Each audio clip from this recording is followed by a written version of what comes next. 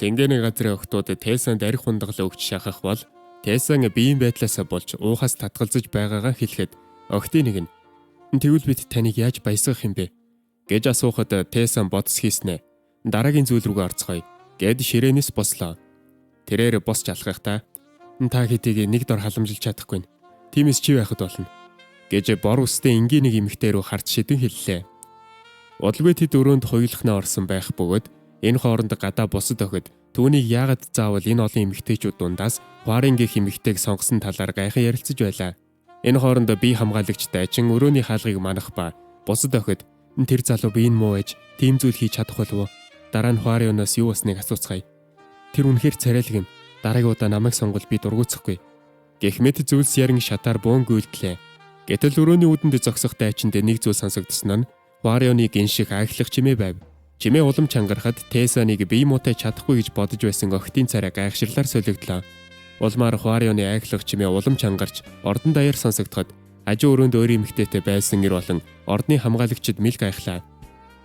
Улмаар бүх хүмүүсийг гайхшруулам чангаар гинших чимээ ордон даяар чангаар хадлаа. Энэ үед Цэнгэний газрын охид "Ордны дуу тусгаарлах шившлэг ажиллахгүй байгаа бол таа" хэмээн хазар нь улайлдан ярилцсан. "За түр хүлээгээрэй. Хэрвээ танд энэ цуврал таалагдж дараагийн ангийн хүлээлгүй шууд өөрөө монгол орчуулгатай уншчихмаар байвал Няманга сайт руу ороод унших боломжтой шүү. Мөн энэ сайт дээр бусад сонирхолтой манхва болон нэмэх 18 манхванууд байдаг. Нэрэн та Нямангагийн Facebook болон Instagram хаягуудыг дагаарай. Промо кодуудыг сошиал хаягуудаараа үе үе тараагаад байгаа гэсэн юм. Эргээд бичлэгтээ орцгоё. Тэргэл сартай шөнөөр хурц үзүүрт өндөр уулсын бэлд хөрс газар цуурах хэмжээний цус урсгасан дайн өрнөж байлаа. Арим цэргүүдийн гүйлдэх хөлийн чимээ чигт үжиргэм сонсогдоно. Хар хувцас бүхий цэргүүд хэдэн зугаараа игнэн гүйлдэж урдан цахилгаан цацруулж агаар төвөх догшин тэнгэрлэг чөтгөрлүү дайрна. Чөтгөрийн биеэс цацрах үхлийн авраанаас тэд үл айн түүнийг устгахаар сэтгэл шулууджээ. Харин урт цагаан үстэй тэнгэрлэг чөтгөр тэднийг хараад "Цус болон айдас, энэ үнэхээр та нарыг хүсэж байгаа зүйл гэж юу?" хэмээн өөрийг нь устгахаар тал талаас нь бүчин дайрах сүүдрийн цэргүүдийн өдөөс сүрж зогсохдоо "Тэгвэл хүссэн зүйлд чинь живүүлээд өгье" гэж хэлээд гараа өргөж дайснуудынхаа өдөөс чиглүүлээд ганцхан дайралтаар бүх дайснаа тасар татлаа. Цус хаа сайгүй цацарч тэнгэрлэг чөтгөрийн биеэс ялгарах үхлийн авраа агаарт тархлаа. Тэнгэрлэг чөтгөрийг устгахаар өөдөөс нь хэдэн зугаараа өсчин дайрсан бүх дайснуудын цус хормын дотор агаарт цусан бороо мэт цацарлаа. Чөтгөрийн дээрээс асгарах цусан бороо түүний хүчрэхэг аврааг давж хувцсыг нь оргож чадахгүй байлаа. Чөтгөр түүний өдөөс тэмцгээр үлдэж элдээ суулгахад бэлэн зогсох дайснуудаа хараад "Та нар дэнд усал дорой юм. Ямар ч итгэл найдваргүй мунхаг" гэж хэлээд тэдний өдөөс гараа сунгаж гарын алганда хар сүнсний нэрэг цуглууллаа. Энэ үед тэнгэрлэг чөтгөрлөө дайралт хийхийг завдсан нэгний гарын алганаас сүнсний хүчин сорогдон гарч дайралтаа дуусгаж чадалгүй агаарт ухаан балартав. Энэ үед дайралт хийх хүчээ бүрэн цуглуулсан чөтгөрийн нүд улаанаар туяарч шүдээ зун "Одоо та нар харцгаая. Сүнсээр хүчээ нэмэгдүүлэх чөтгөрийн тулааны урлагийн жинхэнэ хүч чадлыг" энэ үед газар чичирхийлж чөтгөрийн хүчийг гайхшран зогсох цэргүүдийн нүдэн дээр газар хаглан аврах том чөтгөрийн мотрууд гарч ирлээ. Дайснууд зүхтах гэж оролдсон ч аврах том мотрын атганд ороход аль хэдийн ойрхон ирсэн байлаа. Зарим нь зүхтаж, зарим нь хувь тавилангаа хүлээн зөвшөөрж үхэлдээ бэлтгэн зогсоно. Аврах мотрын алган доор салаа цэргүүд яг л будаа мэт жижигхэн харагдах бөгөөд цэргүүд бүгд бяцлагдж үхэх нь тодорхой болов. Улмаар авраг мотрын сүүдэрт багтсан бүх цэргүүдийг авраг мотор газартай хавсарган атгаж эхлэхэд амиурагдсан цэргүүдийн нэг нь "Юу ч хийсэн нэмэргүй гэж юу?" хэмээн эцсийн асуултаа өөртөө тавилаа. Улмаар авраг мотор цэргүүдийг газрын хөрстэй хамт атгаад алгаад илгэхэд түүний алган дээр чулуун хөрстэй хамт атгагдан гарч ирсэн гараахан бүрэн бяцраагүй цэргүүд "Бид бүгд нийлсэн ч тэнгэрлэг чөтгөрийг дийлж чадсангүй" ингэж хэлцгээх бөгөөд тэдний биеэс сүнсэн сорогдон гадагшилж ягаан туяа олон сүлжээ болон тэнгэрлэг чөтгөрт сорогдлоо. Харин газарт мотрын алганд өртөлгүй үлдсэн нэг ч хүн үгүй болжээ. Тэргэл сарны гэрэлд тэнгэрээс борооны тусал мэт асгарах цусан туслууд тэнгэрлэг чөтгөрийн дээрээс аадар мэт асгарахад тэнгэрлэг чөтгөр сэтгэл хангалуун инээмсэглэлээ. Газар хаглан гарч ирсэн аврах том чөтгөрийн мотрууд аль хэдийн алга болж газарт зөвхөн түүний гарч ирсэн нүхнүүд л үлджээ. Тэнгэрлэг чөтгөр сэтгэл дүүрэн инээж нүд нь улаан туяа татуулан "Тэнгэрлэг чөтгөрийн нэр дэвшигчдээс хамгийн сүүлийг нь хүртэл унтчихлаа гэж юу? Ямар чимээ аниргүй болчихоо вэ?" гэж тулаанд сүйдсэн газар болон тал талд амьгүй хэвтэх цэргүүдийн цогцуудыг харан хэлж эц төгсгөлгүй цус урсалтаар дүүрсэн амьдралд амар амгаланг удаа мэдэрч чадахгүй бололтой хэмээн саяхан инээмсэж байсан царай нь хувирч цээжин тус газар нь хүчтэй лухшин өвтгийг мэдэрч цээжээ даран цусаар ханиалгаж үхэлд хүргэх мэт өвдөлтийг мэдэрлээ. Түүнийг амьсгаатан зогсох мөчөд түүнийг тойрон чөтгөрийн авраа бүрлдэж байлаа. Энэ бол түүний саяхан ашиглаж их сүнсний хүчийг ашигласан сүнс хүчирхэгжүүлэх чөтгөрийн урлаг гэх техникийн үеийн үр төлөөс байлаа. Түүний биеийг тойрон сүнснүүд түүн рүү гараа сунган хөвөх бөгөөд тэрээр дотроо хэдэн 10,000 сүнсийг зайлгаж олж авсан юутай зүрлэшгүй хүч чадал. Үүний төлөөс ирнэ гэдэгт би хизээж эргэлзэж байгаагүй. Гэвч бусад тэнгэрлэг чөтгөрүүдээс ялгаатай нь би үүнийг тэсвэрлэж чадна гэж өөртөө итгүүлж байж энэ ч бас зүгээр л бие тоосон зам байж гэж нэмсгэлэхэд харанхуйгаас тэнгэрлэг чөтгөрлөө ягаанууд гэрэлтэн ширтэж байснаа төд удалгүй өнөөх нүднүүд хэдэн 10 болж үржигдлээ. Үүнийг харсан чөтгөр гайхаж цочирдоход тэнгэрээс хэдэн 10 ягаан сүнсний энергиэр бийжсэн гинжнүүд бууж ирээд агаарт хөвөх тэнгэрлэг чөтгөрийг тал талаас нь бүчин авлаа. Улмаар хоёр хөлийг нь татан ороож хөдлөх боломжгүй болгоод түүний цээжин хэсгийг тойрч бүтэн бий болон дөрвөн мөчийг нь гинжлэн бүрэн иргэшээлдээ оруулах гэж байв. Энэ үед тэнгэрлэг чөтгөр зэвүүнээр нэмсэглээд намайг там руу чирэх гээв гэж хэлээд тал талаас нь татаж улам чангарах гинжийг үл тоон нэмсгэллээ. Улмаар тэрээр галзуурсан мэд хашгирч хин тэнгэрлэг чөтгөрийг иргэшээх зүрх гаргав гэж хэлээд биеийг нь оруулсан гинжийг тасар татлаа. Гэвч түүний биеэс сүнсний хүч нь бөөгнөрөн гадагшлав. Тэрээр үүнийг гайхшран харах бөгөөд бие нь аажмаар агаарт сүнсний энерги болон замхарч эхэллээ. Тэрээр багаар агаарт замхрах үедээ дотроо одоо л ойлголоо. Тэр бүх зүйл худал байсан байх нэ. Сүнс хүчрхэгжүүлэх чөтгөрийн урлаг гэж зүгээр л нэг бусдын сүнсийг иддэг чөтгөрийн урлаг байгаагүй юм байна гэж бодоод биеийнх нь бүх хэсэг замхарч зөвхөн толгойн хэсэг нь үлдэх үед үс нь харалсан байх ба гонигтай харцтайгаар дараагийн амьдралтаа би өөр замаар алхахыг хүсэж байна. Хамар амгалан тайван замаар гэж хэлээд түүний биеэс үлдсэн сүүлчийн хэсэг салхинд замхран одлоо. Зэлмэг тэнгэр багандсан өндөр улсын оргил харагдах үдсэглэнт газар хотод энгийн нартай өдөр эхэллээ. Модны навчис шаржигнаж цөөрөмд загаснууд хөөцөлдөн сэлэн.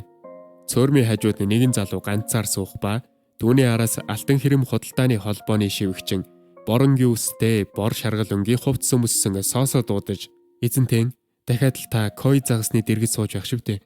Эзэнтэн хоолтын хөрхөөс өмнө хурдан дотгош орцгоё гэж хэлэн.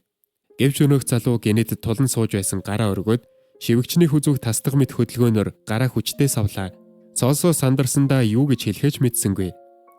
Тэр эрэхтэй бол царай зүс сайтаж бие нь хүнд өвчнөд нэрвэгдсэн алтан хэрэм худалдааны холбооны 2 дахь хүү Бек Тэсон байлаа. Төвний хийсэн энэ хачин үйлдэлийг харсан шивгчин соосоо бухимдангуй царайлж залуу эзэнтэн сүүлийн хэдэн өдөр танд юу тохиолдов вэ? Үнэхээр хачаа ажиллаад байх юм. Өрөөлүгэ буцах цаг боллоо гэж хэлэхэд Бек Тэсон түүний үгийг үл тоон дотроо ийм төрхөн сул дорой хүзүүгэнч зүсч чадахгүй байх гэж бодохоор ямар сул дорой өрөвдөлтөй бий вэ гэж бодон суун. Тэрээр энэ сул дорой биеэс ч дор зүйл бол энэ царай. Үүнд би тасч чадахгүй. Химзэг охноос ялгарх зүйл алга гэж бодож байхад түүний усан дахь тусгалд тэнгэрлэг чөтгөрийн дүрс харагдаж байлаа. Ширээн дээр амтад хоол хажир салаатнууд тавгалсан харагдах бөгөөд Бек Тэсон зоогийн ширээний ард тун дурамчхан суун. Тэрээр хоол идэж чадахгүй ханиалгах бөгөөд амаа даран миний энэ бие үнэхээр өрөвдөлтөй хэрэгцээгүй юм. Би үүнийг тисч чадахгүй. Гэхэд шивгчин соосоо түүнийг тайтгаруулж удахгүй алдартай эмч ирнэ гэсэн гэж хэлэхэд Тэсон юу тэр эмчийн нэрийгч би сонсож байгаагүй атал надад тус хүргэнэ гэж яаж мэдэх юм. Гэхэд соосоо түүний өөдөөс хараад залуу эзэнтэн та дахиад л сөрөг бодол автаад хэллээ. Танд хэлсэнчлэн өөдрөг бай сайн сайхныг бодвол тэр нь биелдэг шүү дээ гэж санууллаа. Харин тэнгэрлэг чөтгөр дотроо энэ өрөвдөлтөд арчаагүй би дотор сэрснээс хойш аль хэдийн 11 өнгөрчээ. Энэ биений эзэн бол муханд хамгийн агуу худалдаачдын холбооны 2 дугаар хүү гэгдэх хүн гэлөө гэж бодлоо. Чөтгөрийг анх Бек Тэсаны бийд сэрж орноосоо өндийн хаана байгаагаа мэдэхгүй сэрэхэд их отч түүний судсыг барьж баг отч түүнд ханд найруулан дэрэгдэн зогсох бол соосын ард нь инээмсэглэн өглөөний мэд хүргэж байлаа. Чөтгөр үргэлжлүүлэн бодоно. Тэр өөрийгөө хувцлаж бас хооллож чаддгүй. Өөрөөр хэлбэл Бек Тайсон бол хинд ч хэрэггүй амьтан. Хамгийн тэнгэнд түүний царай хэтэрхий эмэгтэйлэг. Хамгийн том асуудал нь түүний амин энергийн шугамд бүхэлдээ тасарсан хизээж үхэж мэдэх маш том аюултай нөхцөлд байна. Аль хэдийн булшинд орсон бид дахин төрнө гэдэг ямар инээдтэй хэрэг вэ? Юутай ч эхлээд тасарсан сувгуудыг төр холбохын тулд сүнсний хүчийг ашиглая. Дараа нь бүрийн эдгэртэл нь баг багаар сувгуудыг бэхжүүлэх хэрэгтэй. Үүнийг хийх ганц арга бол сүнс хүчрхэгжүүлэх чөтгөрийн урлагт дайдах явдал. Асуудал нь хэрэгтэй сүнснүүдийг хаанаас олох вэ гэдг л байна. Өмнөхөөрөө байсан бол таарлцсан бүгдийг алаад сүнсийг нь авах байлаа. Гэхдээ тэгвэл өмнөх шиг аюулд орох болно. Үгүй ээ. Би тэр алдаагаа дахин давтахгүй.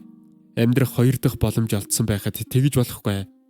Үххийнхээ яг өмнөхөн би сүнс хүчрхэгжүүлэх чөтгөрийн урлагийн жинхэнэ мөн чанарыг ойлгосон.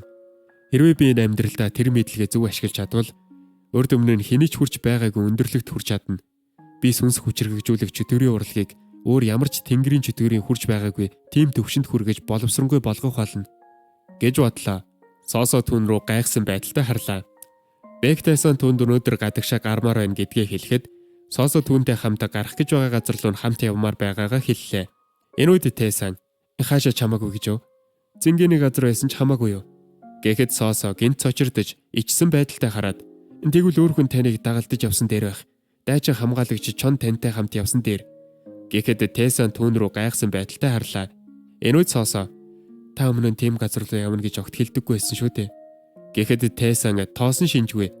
Хүсвэл чи хамт явал та гэж хэлээд явах гэхэд Соосо ихэд сандарч яасан ч болохгүй гэж хэлв. Оройн Соосо залуу эзэнт нь Тайсоныг гаргаж өгөхөд бэлтгэж байх ба түүнийг сүүлийн хэдэн өдөр өмнөхөөсөө тэсвэр хүн шиг аашилж байгааг нь дотроо гайхаж ямар нэг зүйл түүний санааг зовоогод байгаа юм болов уу гэж бодож байлаа. Харин Тайсон дагалдаж авах хамгаалагч хаана байна? Харагдахгүй байх чинь. Гэхэд Соосо түүний хувцсыг засангаа дагалдах хамгаалагчийг яг цагтаа ирэхийг хэлж түүнийг чөлөө цагаараа зөвхөн тулааны бэлтгэл хийдэг хариуцлагатай хүн гэдгийг хэллээ.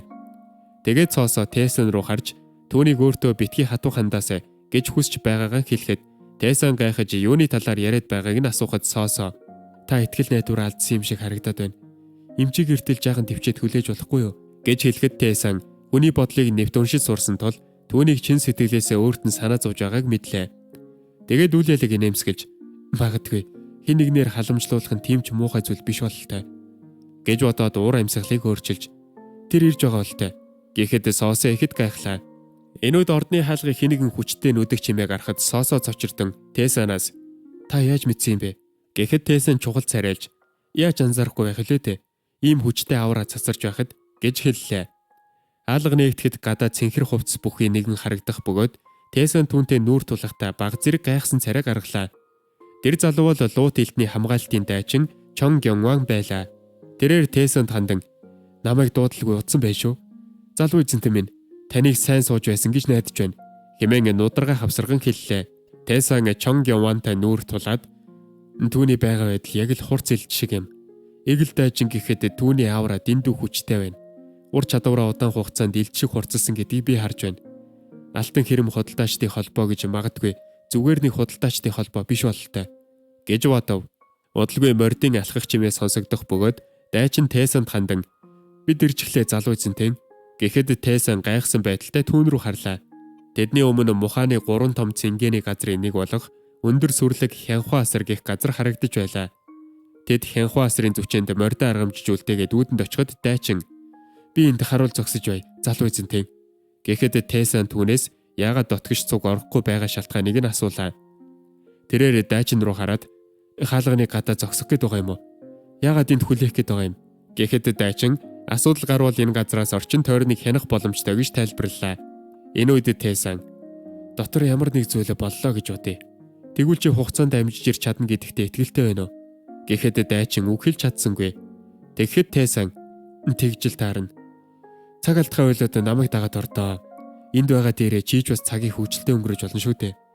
Гэхэд дайчин залуу эзэнтэй би тэгж чадахгүй гэж зөрүүлсээр байлаа. Тайсон юу ч чадахгүй гэж цагийг сайхан өнгөрөөж чадахгүй гэж юу? Эсвэл тушаал дагаж чадахгүй гэж юу? Хэмээн хүйтэн царайлж хэлэхэд дайчин зарс хинц очлоо. Тэгтэл Тайсон түүний мөрөн дээр гараа тавиад чи цагийг сайхан өнгөрөнгөө намайг хамгаалвал сайхан л байхсан. Тэгж чадахгүй бол ядаж ойрхон бай. Гэхэд дайчин аргагүй ирэхэнд толгой гудайлган зөвшөөрөхөд Тайсан сэтгэл хангалуун инээмсэглэлээ. Ингээд тэд хаалгыг нээж дотгош орцголоо. Хаалгаар ороход цэнгэний газрын олон үдсгэлэнтэй охид тэдэнд мэхий осолж угтлаа. Харин Тайсан ямар нэг том зүйл төлөвлөсөн байгаа нь түүний царинаас илт харагдаж байв. Өрөөнд нэг үдсгэлэнтэй бүсгүй ятаг хөгжим мэгшиглүүлэн тоглох бөгөөд ятаг хөгжмийн аялгаунд Тайсан зоогийн ширээний ард олон охтоор хүрээлүүлэн сууна. Тэрээр арх уунгаа бие хамгаалагчаа хайчсныг асуулаа. Харин дайчин хаалганы гадна гараа зөрүүл зогсонгоо Тайсаныг үнэхээр хуучинсаггүй юм да хэмээн бодон зогсоно.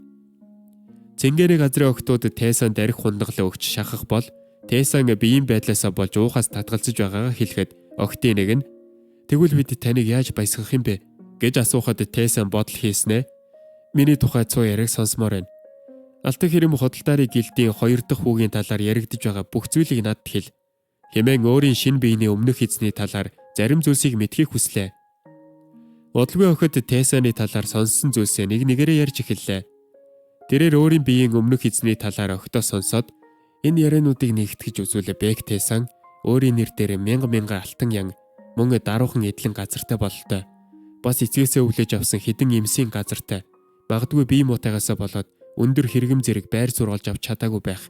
Тиймээс бүх зүйлээ түүний ах Бэг Тайсүний гарт орсон. Эдгэр зуун яриаг муханд хүн бүр мэддэг бололтой. Гэхдээ гэртээ сууж байсан бол мэдэж авч чадхааргүй мэдээллүүд байна гэж бүгдийг эргэцүүлж бодоод дараагийн зүйл рүүгээ орцгоё гэд ширээнээс бослоо. Тэрээр босч алхахдаа та гэдгийг нэг дор халамжилж чадахгүй. Тиймээс чи байхад болно гэж бор үстэй энгийн нэг эмэгтэй рүү харц шидэн хэллээ. Удалгүй тэд өрөөнд хуйлахнаа орсон байх бөгөөд энэ хооронд гадаа босод охид түүнийг ягаад заавал энэ олон эмэгтэйчүүд дундаас Хуарионгийн эмэгтэйг сонгосон талаар гайхан ярилцаж байлаа. Хуарион Тайсаны хажууд ичингүүрэн сууж байтал Тайсан түүнээс энэ газар хэрүү дан ажиллаж байгааг нь асуухад Хуарион 10 гаруй жил ажилласан гэдгээ хэллээ. Энэ үед Тайсан "Тэгвэл яг тохирсон туршлагатай байх те. Тэгвэл эхлэхүү те" гэхэд Хуарион хазар нь улаан инээмсэглэлээ.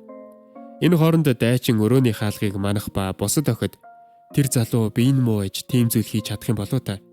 Дараа нь Хуарионоос юу болсныг асууцгаая. Тэр үнэхээр царайлаг юм аа. Дараагийн удаа намайг сонгол би лав дургуйцахгүй" гэх мэт зүйлс ярин шатаар бун гүйлтлээ. Гэтэл өрөөний үүдэн зогсох дайчинд нэг зүйл сонсогдсноор нь Хуарионы гиншиг айхлах чимээ байв. Чимээ улам чангарахад Тайсаныг бие муутай чадахгүй гэж бодож байсан охидын царай гайхширлаар солигдлоо. Улмаар Хуарионы айхлах чимээ улам чангарч ордон даяар сонсогдоход хажуу өрөөнд өөр эмэгтэйтэй байсан ир болон ордны хамгаалагчид мэл гайхлаа. Улмаар бүх хүмүүсийг гайхшруулам чангаар гиншиг чимээ ордон даяар чангаар хадлаа. Энэ үед цэнгэний газрын охид ордны дуу тусгаарлах шившлэг ажиллахгүй байгаа болтой хэмээн хазар нь бол альдан ярилцсан. Өрөөний цонхоор чимээ улам чанга сонсогдох ба дотор Хуарион нүдэн анжигсан дуу алдаж байлаа. Тайсан түүнийг орон дээр хөвтүүлээд толгойн хэсгээс нь сүнснийх нь муу энергийг биедээс орж байлаа. Удалгүй ордон даяар хатсан чимээ намжиж Тайсан хаалганын өрөөнөөс гарч ирлээ. Өрөөний үдэнд дайчин түүнээс биеийн байдлыг нь асуух бол Тайсаны сүнсний авраа нэмэгдсэн шинжтэй нэмсгэж байлаа. Тэрээр "Өмнө нь хизээч юм сайхан мэдрэмж авч байсангүй" гэж хэлээд шатаар буусны дараа охид Хуарионы өрөөнд нэрийг нь дуудаж орж ирээд хартал Хуарионы царай гэрэлтэх ба охтууд "Хөөх, арьс чинь гэрэлтээд байна уу да? Эсвэл бидэнд тэгж харагдаад байна уу? Чи хөөрхөн болчихж, сормос чинь нухтурагчж, эзэнтийн чамд ямар нэгэн шидэт үрэл өгөө юу?" гэж шалгаах боловч Хуарион яг юу болсныг санахгүй байлаа. Гэхдээ тэрээр биеийн хөнгөрснийг мэдэрч өөрийгөө яг л дахин төрснөөр мэдэрч байгаагаа хэлв. Өглөө нь алтан хэрэм худалдааны гилд харагдах бөгөөд хашаанд соосоо хог шүрдэнгэ залуу эзэнт нь Тайсанд санаан зовж байлаа. Гэтэл хашааны хаалга аажмаар нэгтгэхэд соосоо гайхан хартал дайчин болон Тайсан хоёр ирсэн байх ба Тайсаны царай яг л эрүүл болсон мэт харагдаж байлаа.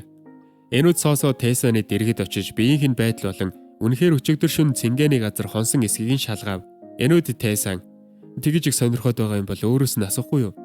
гэж хэлээд явхад дайчин өчигдрийн сонсон зүйлээ соосоод юу гэж тайлбарлахаа мэдэхгүй гацлаа. Харин соосоо Тайсаныг өнгөрсөн шөнө яг юу хийсэн талаар гайхаж уцарлаа. Дотор Тайсан гадуур хувцас тайлж сандал дээр тогхоход хөрөмнөөс нь нийл ягаан өнгийн чөтгөрийн энерги ялгарч байлаа. Тайсаны доторх энерги урсгалуудын жижиг хэсэг холбогдож байх бөгөөд Тайсан хэсэг бясалгал хийж суусны дараа нүдээ аажмаар нээж "Тэгэхээр би ердөө нэг жижиг судлыг сэргээж чадж байна гэж үү?" гээд гараа харахад Түүний гар дээр ногоон тэмдэг тодорсон байлаа. Тессан дотроо бодлоо. Үхгийнхээ өмнө би сүнс хүчрхэгжүүлэх чөтгөрийн урлагийн талаарх гэгэрлэг болж авсан. Хүн алж сүнсийг шингээх бүрт төлөөс би тэр сөрөг нөлөө аажмаар хоримтлагцаар эцэст нь биеийн дийлэлгүй сүрдэг. Тиймээс бүгдийг шингээхээ оронд амьд сүнсийг нь бохирдуулж буй эмх замбраагүй бодлуудыг эхлээд цэвэрлэх ёстой. Тэгээд цэвэршүүлсэн энергийг нь гаргаж авах хэрэгтэй. Энэ бол сүнс хүчрхэгжүүлэх чөтгөрийн урлагийн жинхэнэ мөн чанар бөгөөд хамгийн хүчтэй сүнсний энергийг олж авах түлхүүр юм. Тэдний үлдсэн харамсал, сөрөг сэтгэл хөдлөл, хэдий чиний хүчтэй байна, төдий чиний хүч гарна. Тэгээд би үүнийг насан туршдаа зовлон зүдгүүр туулсан цэнгэний газрын бүсгүйчүүд дээр туршиж үзсэн юм. Миний бодсон зүйл тодорхой хэмжээнд бүтсэн ч хэлээ.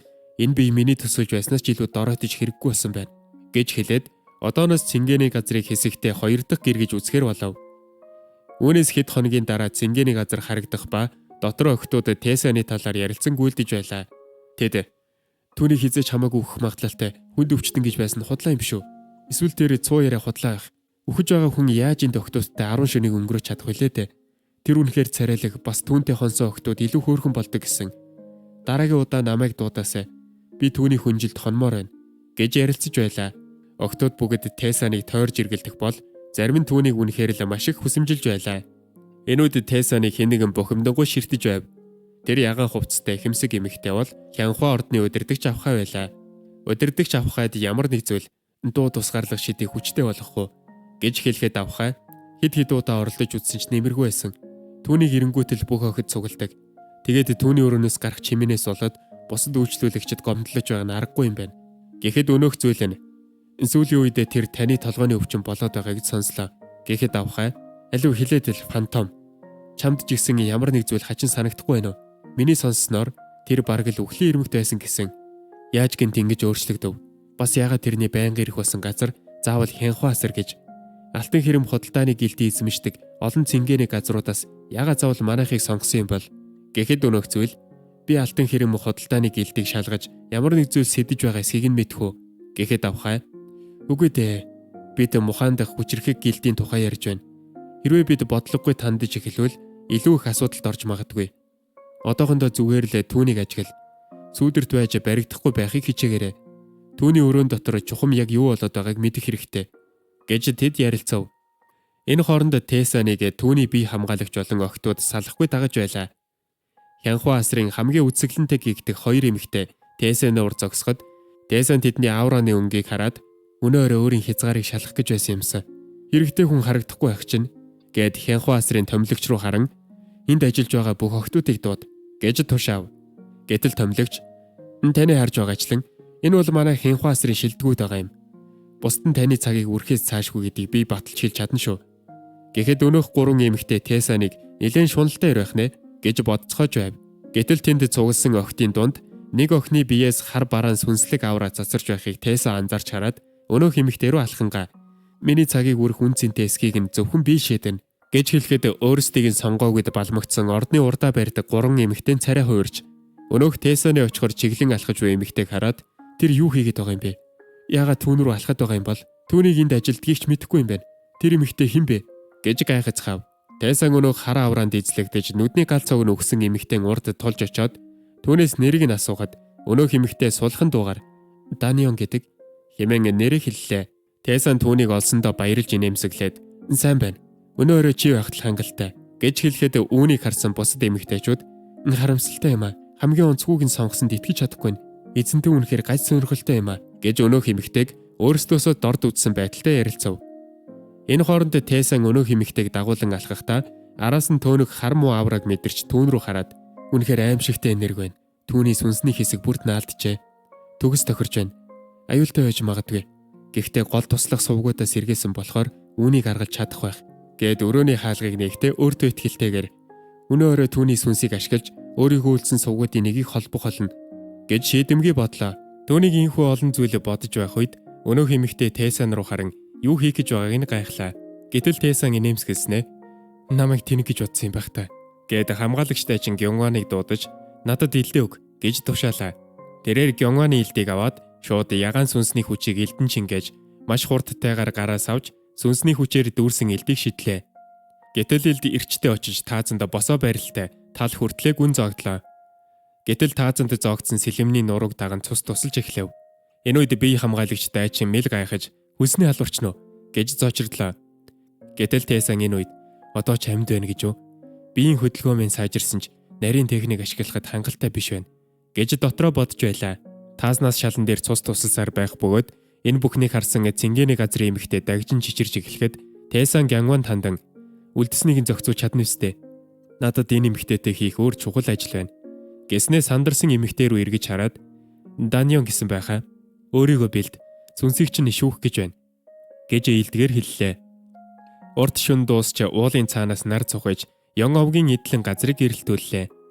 Ширээний ард Ён овгийн ганц охин болох Бэг Тессаны сүй тавьсан бүсгүй харийн суух ба Ён овгийн хамгаалагч Сонгю түнд залуу эзэнтэн өчигдрөөрөө цэнгэний газар дахин зочилсон бололтой. Гэхэд харийн түүний юу гэж дуудаж байна?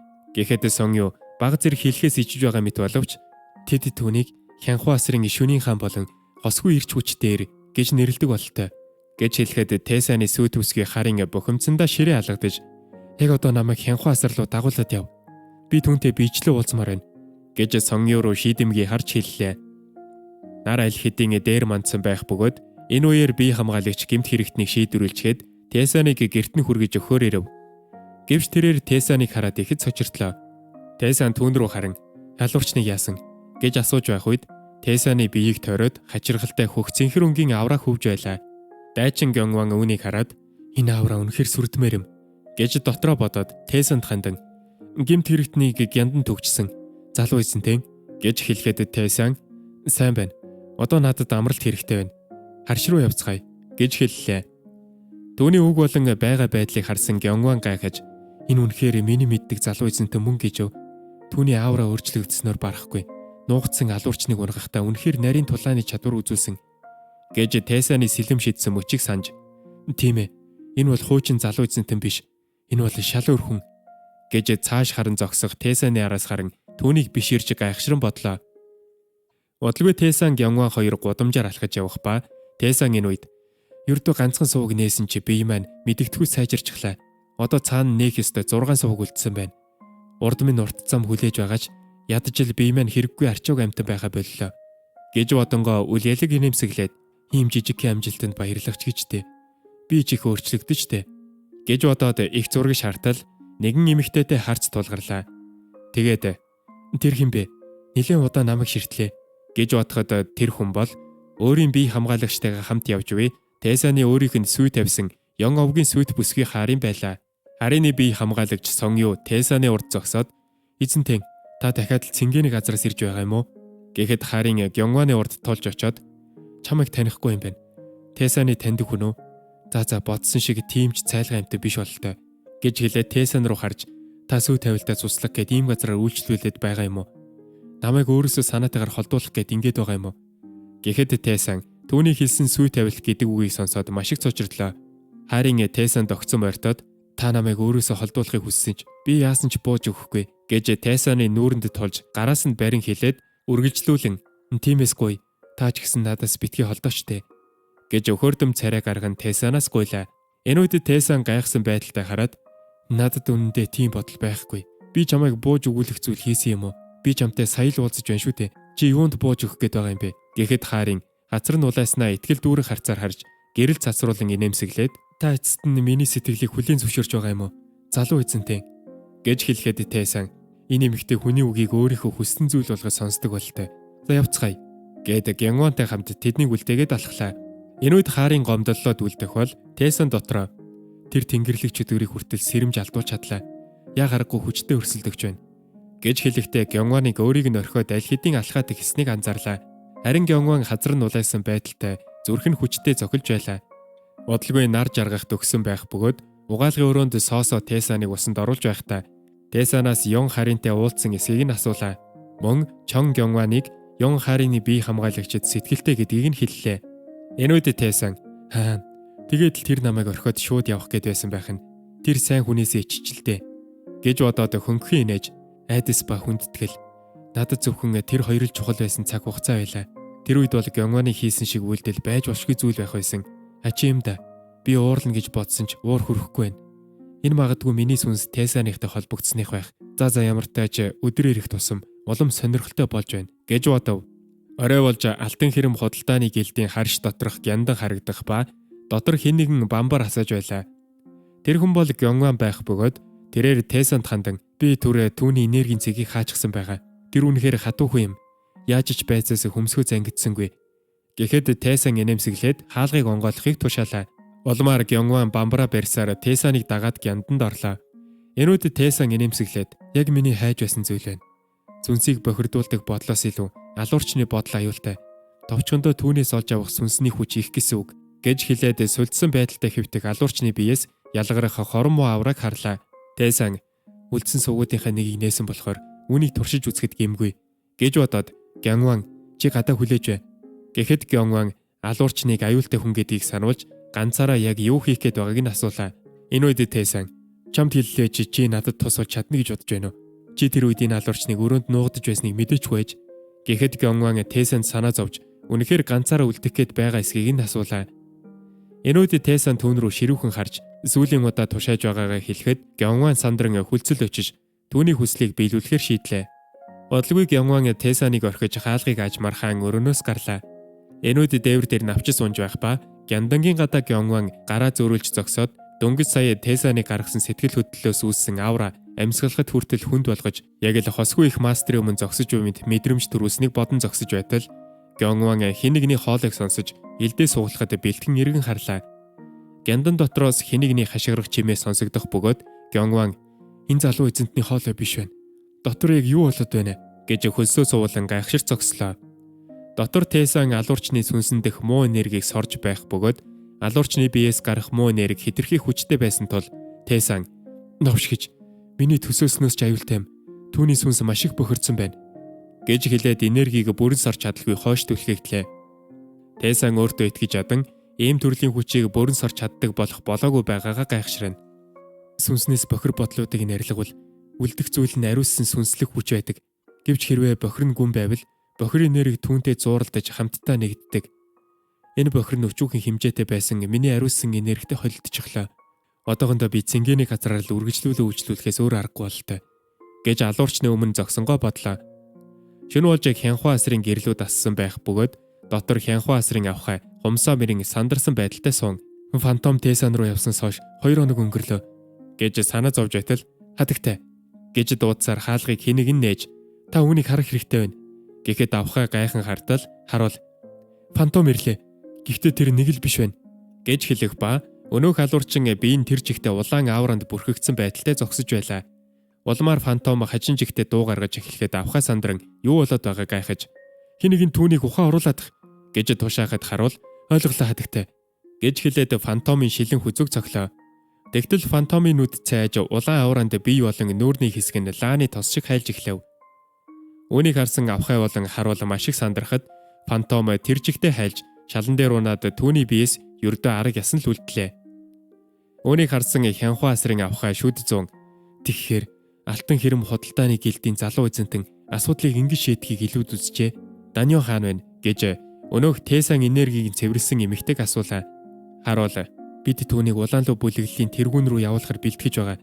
Гэхэд авхай дэвүүрээ чангатхан бид түүнийг тийш явуулахгүй. Бид түүнийг Бек Тэсан руу явуулна. Гэхэд харуул гайхаж юу төлөвсний давуу явуулахгүй бол улаан луу бүлэг бидний эсрэг гарцааг хөдлөнө. Тэдний тэргүүн маш хэрцгий хүн. Замдаа таарлсан бүхнээ устгах гэдэгт итгэлтэй байна. Гэхэд авхай тийм ээ би мэдж байна. Тиймээс улаан луу бүлэг рүү очих айлчлалыг цуцал. Харин бид залуу эзний ачийг хариулах хэрэгтэй. Байнга үйлчлүүлж ирснийг нь хариуг гэж ямар нэг зүйл төлөвлөсөн царайтай хэлв. Хэрвээ та энэ манхваны үргэлжлэлийг шууд уншмаар байвал Nyamangatsik.com сайтаас уншаарай. Баярлалаа.